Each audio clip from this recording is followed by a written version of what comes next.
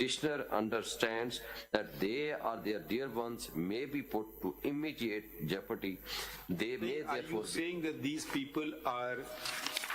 they were abducted, kidnapped, after some time. Sir, I'm sorry. Are they petitioners before us? No, my lord.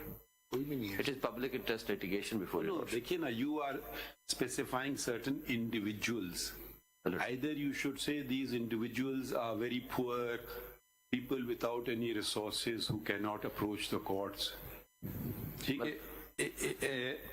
Or you have certain other priorities, I don't know. How can we compel a person who can file a review petition in the Dharna case and not file other cases and file every other case?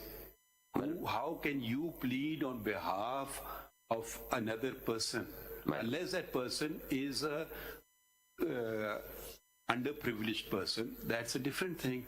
But if you are saying, is Mr. Sheikh Rashid one of the underprivileged persons who does not have a voice, who does not have access to the media, who cannot engage a counsel, who cannot approach the court? Is he one of those persons? No, my lord. Yes, you are coming 184.3. My lord. Yes, my lord. देखिए, एक second. दूसरी बात, Mr. Sheikh Rashid में tomorrow say, I have no grievance. Who is Mr. Shoaib Shaheen to take my name in court?